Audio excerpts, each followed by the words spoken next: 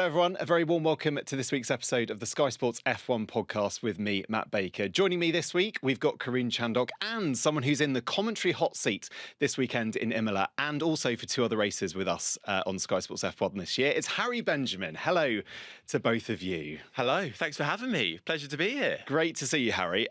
You must be excited. Yeah, very excited. I mean, big shoes to fill, but I'm looking forward to it. I mean, what a track to do it at as well, Imola, and to do it alongside Karun as well. I'm honoured. Yeah. We should say you've got pretty big shoes. How big are your feet? That is true. Yeah. So I've got UK size 16. What? Yeah. Let's have a look. Yeah. Oh my God! I don't know if the cameras. Well, he's will get taken that, over from but... Damon on our team, hasn't he? Damon was Damon got big feet. He's size 13, so he was that's P1. nothing. You've just smashed it. Yeah, I must say it is an incredible inconvenience to do that in everyday life. Shoes Sounds are fun. massively expensive and hard to come by, but there are worse things in the world. So, Well, look, great to have you with us, Harry. Karun, how are you doing? I'm good. I'm excited to go to Imola, to be honest. I was thinking, I haven't been in the paddock since Jeddah because we did a couple of races from the studio back in London, and lots has changed, lots has been going on. Lando's won a race, and yeah, I'm excited to do this weekend with Harry actually. So I think it's gonna be fun. Now, you are both in today at Sky Sports Towers to do some practice commentary. Please, can you, and I know you're going to say we're just going to practice our commentary, but please tell us, what does it actually involve, practicing your commentary today?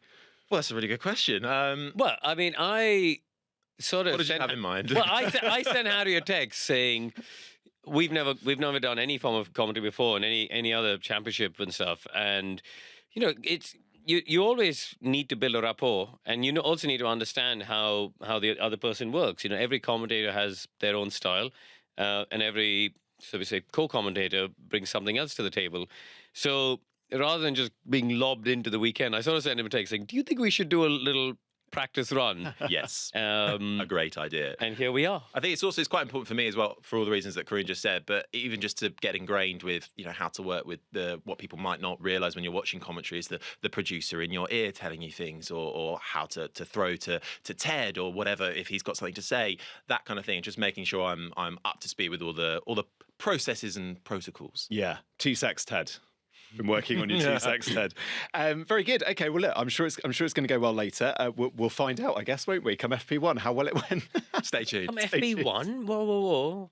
That's just the warm-up, right? That's just the Grand warm-up. Prix. Yeah. We'll peak at the Grand Prix. That's perfect. That's good to hear. Well said. So look, today I thought we'd run through a couple of the big storylines heading into Imola. We're going to discuss McLaren. Can they build on their brilliant weekend out in Miami? Ferrari's chances maybe of a win on home soil.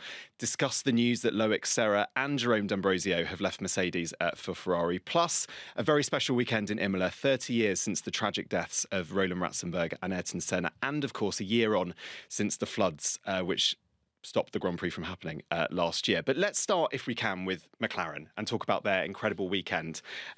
Harry, we heard Karun's thoughts on Lando's win last week on the podcast. But from your perspective, Lando Norris, Grand Prix winner, long time coming, wasn't it? But it was a very, very good win for him. It was, and it was well deserved as well. I know there's a bit of chatter about, did Verstappen get a little bit of floor damage when he chopped over the bollard at the chicane? But Norris was fast, and the safety car, yes, massively helped him, but that happens in Formula One all the time. That's part of the sport, and he pulled away from this after the safety car restart, which actually wasn't the best restart that Norris could have got. Yeah. He didn't make it easy for himself there. He was out of the DRS zone within the first lap, so he had the gap anyway. And then, as we all had flashbacks to Russia, the weather wasn't playing ball, but it was just, can he hold it for these last 20 odd laps? And he did. And then I've heard him chatting this week that he was figuring out which hand he was going to wave to the team with come the last few corners. So cool, calm and collected, and displayed by the fact that pretty much every driver, I've never seen it before, every driver coming up to him straight away to congratulate him, a worthy winner. About time. But to be honest, this was probably the first time since Russia where he not only had the opportunity to win, but he had the car to do it as well. This week, Karun, I don't know how much you've seen of his press tour. He's done Radio 1 breakfast show here in the UK. He was on this morning. He's been doing loads of interviews. It feels like he's enjoyed the win. You only get your first Grand Prix win once, right? So good for him, I think, for absorbing it and enjoying it. 100%, and we saw some of the celebrations out at Woking at the factory as well. I think Rachel and Craig Slater went out there to film, and you've got to enjoy the moment and soak it up. And I think the fact that it wasn't a back-to-back pair of races, gives him that week to let it just soak in, because as you say, it's a really a once in a lifetime experience to have that first win.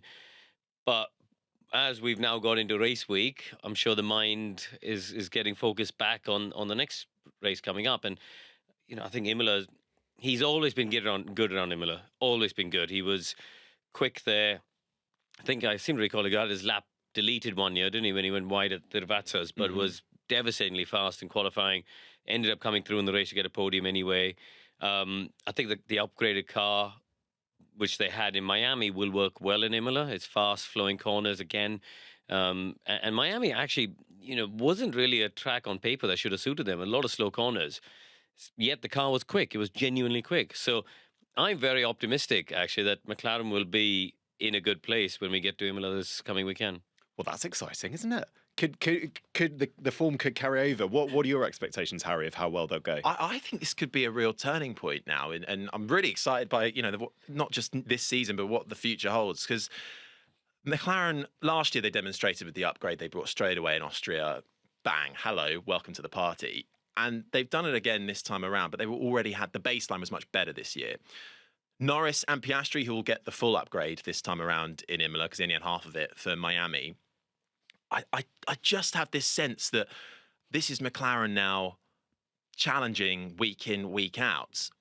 Behind the scenes, their new technical pillars, which they arranged last year, headed up by Andrea Stella, who I think is probably one, well, we toss around the word underrated quite a lot, but he deserves a lot of credit for what he has done for that team. I mean, and you've just got to sit down with the man for 5 minutes to gain an understanding of not just how personable and likable he is, but how much he is just pure performance. And he expects it, but he's really good at seeking it out from people within the team as well and bigging people up to get that performance back. So with him at the helm, obviously Zach Brown overseeing the whole operation, I think this is a real turning point for McLaren to be challenging week in, week out. Maybe not, always pipping Red Bull and Max Verstappen because they still have an inherent advantage. But I think Red Bull are going to have to be looking over their shoulders now. Karun, you said on the podcast last week, as I got very excited about McLaren's form, you said, it's only a one race, man. Chill out. So reflecting on that, this is quite a big weekend for McLaren, because if they do have another good result, I'm not going to be the only one excited. Yeah. Everyone, Formula One fans everywhere, because we've had the domination of Red Bull for so long, are going to get excited, aren't they? Yeah, I think it's going to be a really interesting one, because it's the first European race, and we know Ferrari have already run an upgrade. We saw they did a filming day, a whole bunch of pictures got, I don't know if it is leaked is the right word, but there were pictures on the internet. Sounds cooler. Yeah, exactly. Yeah. We've heard from Helmut Marko that Red Bull are bringing quite a big update for this weekend as well. So, nobody in F1 sits still. I expect Mercedes will bring something. Aston will probably have something. So we sort of had this chunk, haven't we, of the first run of flyaway races so far, 6 races in. We're a quarter of the way through the season, and now it's still early enough for... I still don't think anyone's going to beat Max for the championship.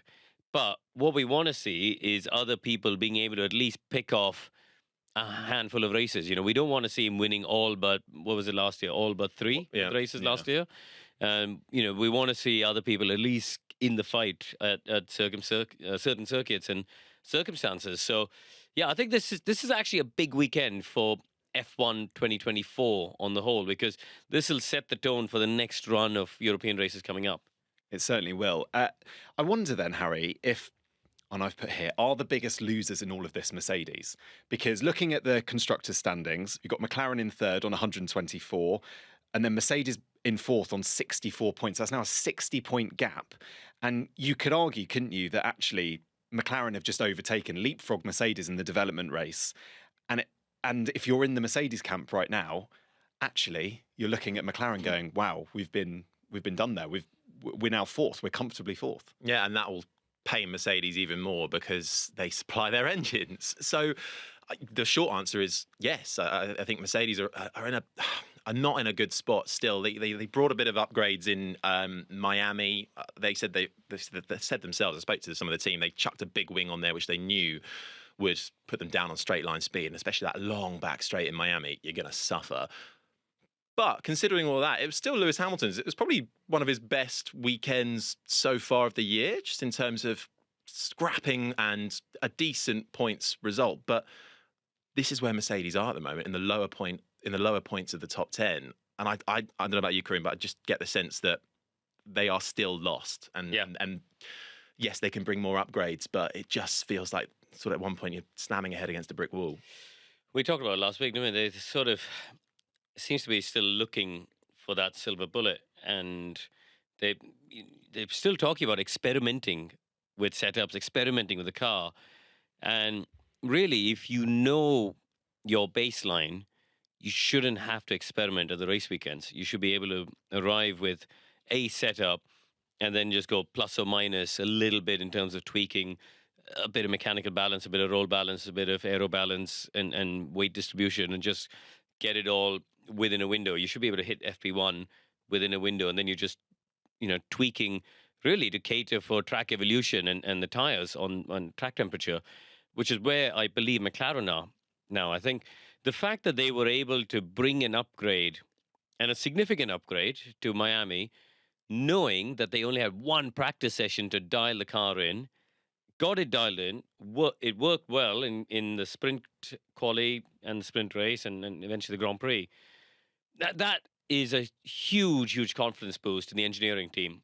And I fully agree with Harry. I don't believe that that Mercedes have that clear thought process and understanding of this is where we are with the car. Miami was a better weekend, but they don't have the consistency. It was a great result for them to dial it in, as you say, after one practice session. But it still ebbs and flows from practice to practice, from quali to the race. And that's a massive issue, because you can't make any headway, and you're constantly chasing your tail. Lewis Hamilton is obviously leaving the team. They've also got so much off-track news they've got to keep up to speed with. Who's going to replace him? How's George Russell going to get on with the new teammate? How is Russell getting on himself? That it's hard to see how they're going to make massive inroads come the rest of this year. I think McLaren have probably got the better of them. Yeah. And also the fact that this is how it works in Formula One, isn't it? With the upgrades coming, it's all very well Mercedes finding more time. But if McLaren have found more time than Mercedes, it doesn't matter. They're still further behind. I wonder then, Karun, just to get your thoughts on the departure of Loic Serra and Jerome D'Ambrosio, who will join Ferrari in October. They're going to follow Lewis Hamilton to Ferrari this year, or next year in the case of Lewis. What impact... Or is it the case that Fred Vasseur is wining and dining these people and able to get them to come to Ferrari? And, we've got the best red wine here in Maranello, and over you come. There seems to be a lot of people in Formula One moving to that Ferrari project, doesn't there, for 2024, 25 even? I think taking Lewis Hamilton alone is not going to make Ferrari world champions overnight. They have to build the team in the way that you rewind to the 90s, they did that around Michael Schumacher. Michael going on his own in 96, for example, didn't suddenly make them world champions. He needed to have Ross Brawn and Rory Byrne and Nigel Stepney and, all of these other people move in to come and restructure the whole thing. And you'd have to say Fred Vasseur is doing an amazing job, because Loic Serra, very, very highly rated in the engineering and aero team up at Mercedes. And that's a bit of a coup for Ferrari. Whether they get Adrian Newey is still the big question mark that everyone's waiting to see, how that unfolds. I genuinely believe what Adrian was saying to Martin in Miami, which is I think he is going to just have some time off and consider his options. There's all sorts of things on the internet, isn't it? I saw something time off in the 2-week summer break, and then yeah. I saw something yesterday. Was it last week? They said, there's a Ferrari announcement coming at noon that he's going to sign. And I was like, so yeah, I think whether he finally goes there, it'd be another story. And Jerome is someone that I think he brings driving experience, but also he brings some management experience. He worked as a team principal in Formula E. He worked closely with Toto Wolff at Mercedes on various bits and pieces. So, I think it's just there's so much to do at Ferrari as part of this project rehabilitation to make them world champions again. And I think, for Fred to get a breadth of people with experience within the team is a great move. Yeah. I think what Fred Vasseur has done and doing is making Ferrari a massively exciting prospect to join ahead. This is all being put in place for now, next year, in the build-up, as you said, to 2026. I think people want to join the Ferrari train. There's a Ferrari train every year, the hype train, and it normally falls flat. But it feels a bit different this time. I think Vasseur has injected something into that team, and perhaps diluted some of the way they went about their racing and the mantra they had. And I think that has done nothing but good. At the moment, they've got two strong drivers who are delivering on track. They're going to get an even stronger driver lineup when Lewis Hamilton joins. Jerome D'Ambrosio joining as well. I'm so intrigued by D'Ambrosio's career trajectory. I mean, from Marussia Virgin Formula One driver to deputy team principal of Ferrari. I mean, that's a brilliant career trajectory. I'm sure he would have preferred Ferrari driver, but he's done all right. He's also heading up the driver academy as well. So D'Ambrosio's got an eye for the next young talent coming through, and Ferrari have already got a youngster knocking on the doors. We saw Oliver Behrman. He's going to be in action for FP1 with the Haas team this weekend too. So I think coming back to Vasseur, he's making all the right appointments. He's taking all the right people. D'Ambrosio was rated by Toto Wolff and Mercedes. He wouldn't have been in that position in the first place. He even deputised for Toto Wolff for a couple of races. I think it was last year. He wouldn't have been in that position unless he was good enough. And so Vasseur has spotted that, wined and dined him. And he's probably wining and dining Newey right now. Yeah. Wonder what restaurant in Maranello. Although Newey was racing in Monaco, I think, last weekend, wasn't he? Yeah. So maybe they did it out there. Maybe they did it. A lot more expensive in Monaco. Not that matters, I'm sure, to Ferrari. Let's talk then about Ferrari. Look, we got a question in from someone at home. Can Ferrari's upgrades take them to victory on home soil? Who wants to stick their neck out? Never say never. Never say never. Everything's possible, especially given the fact that the McLaren upgrade, seemed to be like 0.4 of lap time. So how big is the upgrade? How big is the Red Bull upgrade? It is impossible for us to answer it sitting here today.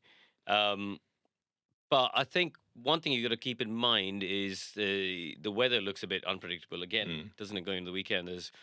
I saw the forecast sort of between 40 to 60% chance of rain on most of the days. So that could throw a little bit of a curveball, because we've had that. We've had two wet weekends there in 2021, 2022, sort of intermediate tyres, etc., etc. Last year's race obviously got cancelled because of flooding in the area. So there is a little bit of a curveball coming in, I think, with that as well.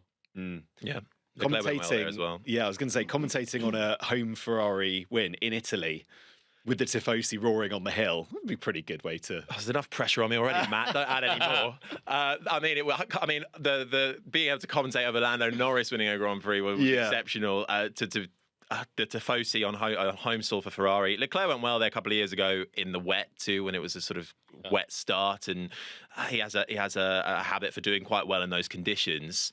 But as Karun said, with everyone bringing upgrades, including Red Bull, we could all be eating our words this time come Sunday, because Red Bull bring an upgrade that's worth another half a second, and then they suddenly have the level of the field again. So I don't want to get too excited, but also it is exciting because Formula One this year was set up as going to be another boring season of Max Verstappen winning everything.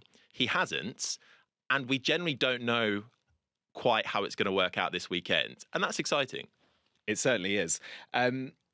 I wonder as well, this will be the first race that Lewis Hamilton comes to Italy, certainly that we know of in the context of Formula One. The first race in front of the Tifosi, knowing that he will be a Ferrari driver. Karun, I just wonder, because I think he has controlled the narrative quite well by announcing so early in the year that he was going to Ferrari.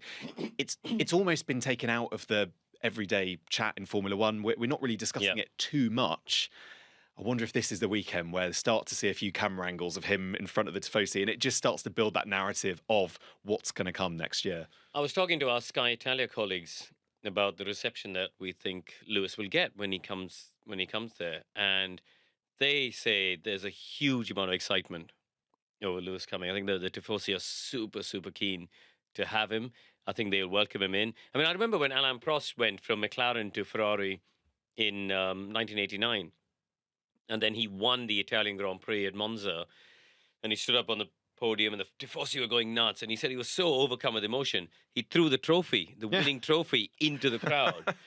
And just sort of giving it over to the fans, and they obviously loved it. And he got off the podium, and Ron Dennis was absolutely livid because at the time McLaren kept all. In fact, I think even now they keep all the drivers' trophies, and Prost had to get a replacement for Ron, and they sort of a few years later.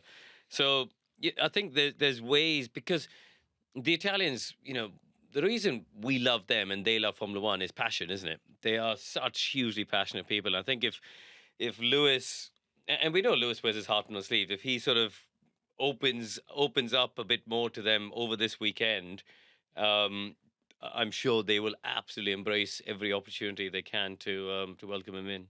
And surely that was part of the sell as well for Lewis to be sort of supported and ingrained in the Tifosi. He's already been signing, Ferrari caps and chucked at him at race weekend. So I reckon he'll be cheekily doing the waves and supporting the crowd. Yeah. Look, we've got another question here, and this is about the person Lewis is replacing, Carlos Sainz. Harry, I'll come to you on this one. Which team is Carlos really going to? Because he still hasn't decided that we know of. Where, if you had a little crystal ball, would you see Carlos ending up next year? Well, before the news of Adrian Newey came through, leaving Red Bull, I wasn't sold on Verstappen leaving that team. I am a little bit more sold on that now, and I can see Sainz being the replacement at Red Bull for Max Verstappen. Sauber Audi will be the natural backup, and I can't see where else. I think Sainz is holding out to see what Red Bull do. We know he's got an offer on the table from Audi. They'll snap him up no matter what. But if he can get that Red Bull seat, I think Sainz would rather replace Verstappen than maybe go alongside him. And I think Verstappen will go, and I think Sainz will be the guy to replace him. So you think Verstappen will leave Red Bull?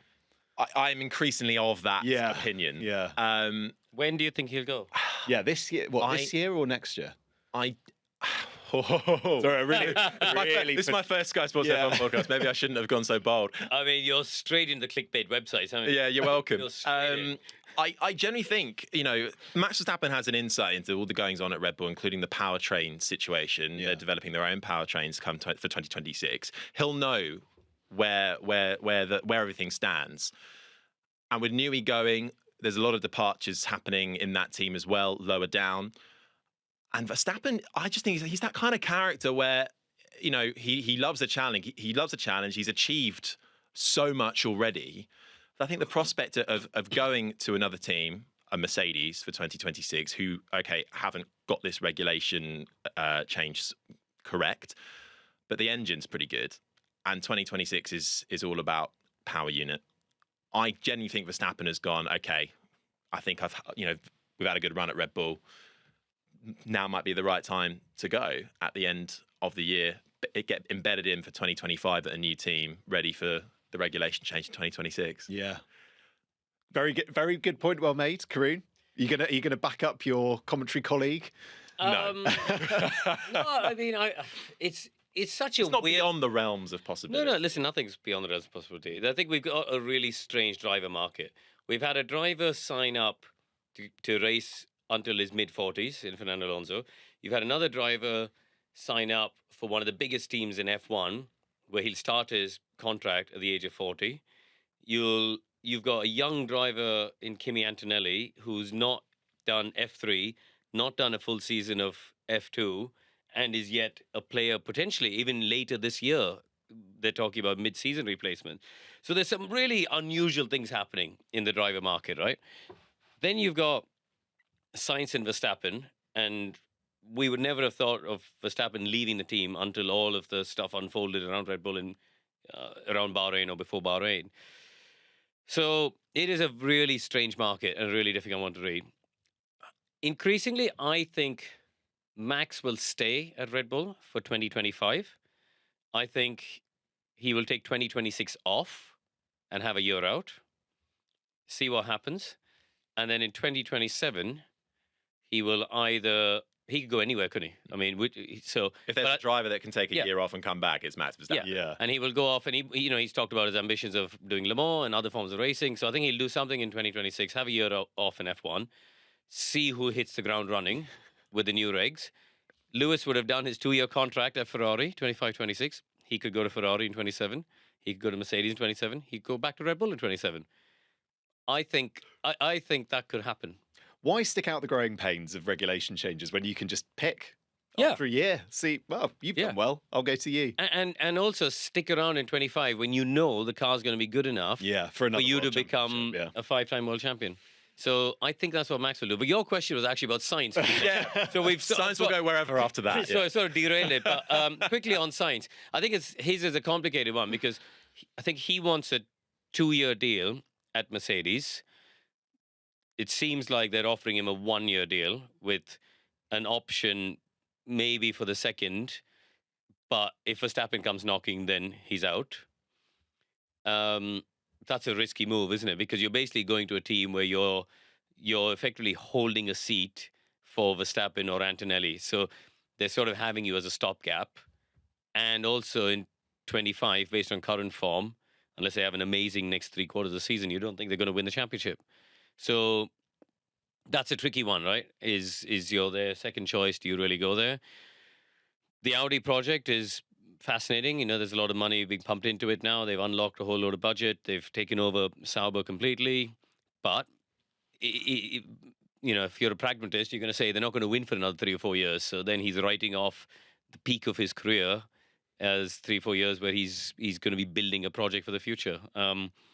It's a tough position to be in. And really, I think his number one choice is if the Red Bull seat comes available to him. But I think as time passes, that feels like a smaller and smaller chance it's going to happen because I think Checo's done a solid enough job to hold on to it. And I personally believe Max will stay at least for next year. Yeah, Checo's definitely done a good job, hasn't he, this year in terms of if you compare it to last year, and hopefully he can continue that form throughout the season for him. Right, let's move on to talk about this weekend in Imola specifically. And obviously, we're going back there after the devastating floods that happened last year. I remember we were going out there with Sky.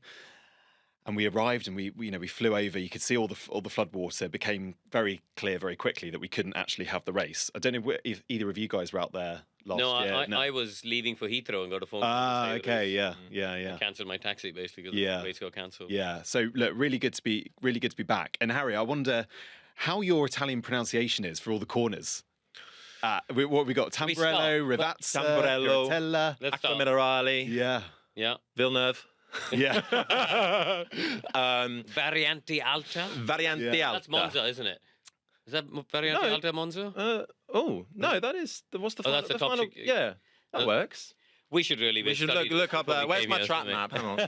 My favorite is Acqua Minerale. Acqua Minerale. And also, they've actually added a bit of gravel on the outside corner for this year. So, and I think they've done that at a few other places as well.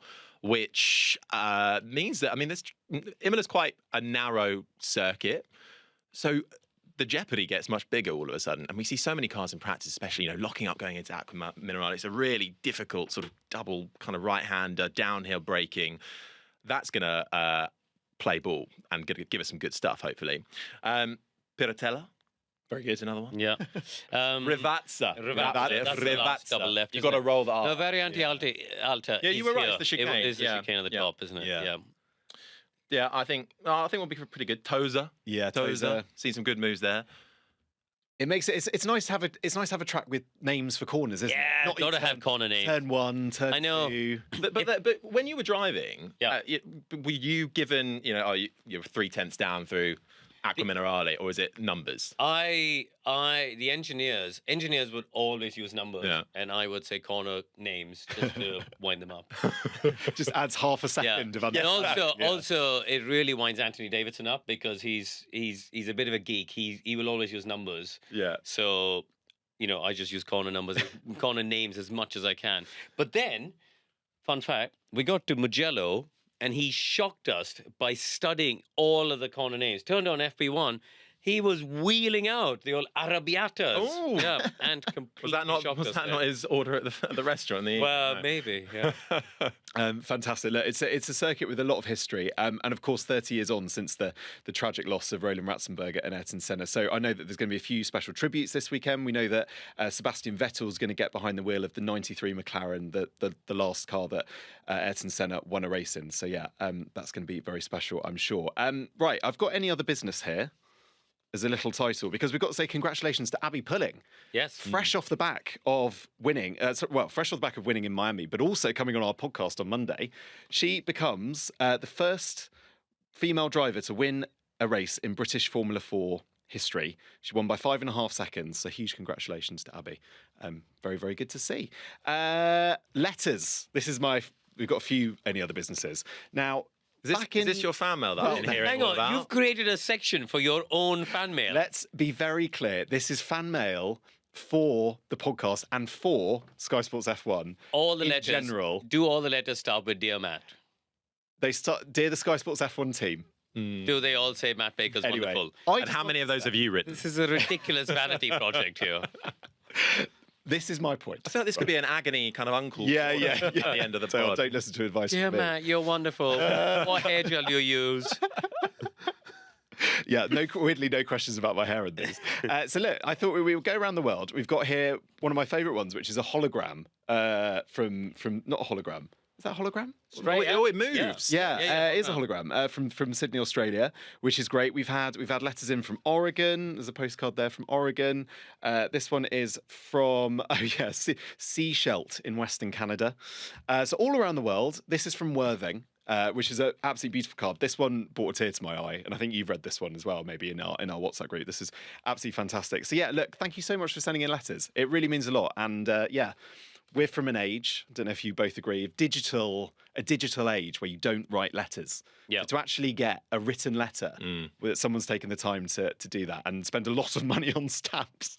We've got about 5 stamps on Oh, here. wow, yeah. It's quite a heavy card. So yeah, look, thank you so much. It's been lovely to read them. So really, really appreciate it. Right, just time to tell people at home what's happening and when this weekend. Draw breath, because it's a bumper weekend of motorsport across Sky Sports F1 this weekend. We've got F1, F2 and F3 from Imola, but also the Indy 500 begins this week as well. So some timings. Friday will start. FP1 with you guys. We'll be on air from 12 p.m. FP2 join us from Imola from 3:45 in the afternoon. Saturday, FP3, 11:15, we're on air. We'll be building up to qualifying from 3 p.m. You can then join coverage on Saturday evening of the Indy 500, qualifying from 5:30. Sunday, race day on air from 12:30 for a race start at 2 p.m. You can then go and have some dinner, go walk the dog, and come back at 8 p.m. and switch on for Indy 500 qualifying. There's a lot of motorsport this weekend. I'm going to the Indy 500. Are you? Oh, no I am. way. Yeah. I'm. How exciting. Is that your first time? I'm having Monaco off and taking my dad, and we're going on a jolly as complete fans. We probably haven't been as fans to a race meeting since, 1996, where we just went Wow. as punters and sat in the grandstand. So very, very excited. That is incredible. And so, I mean, tell me more about your plans for that weekend. I'm very intrigued.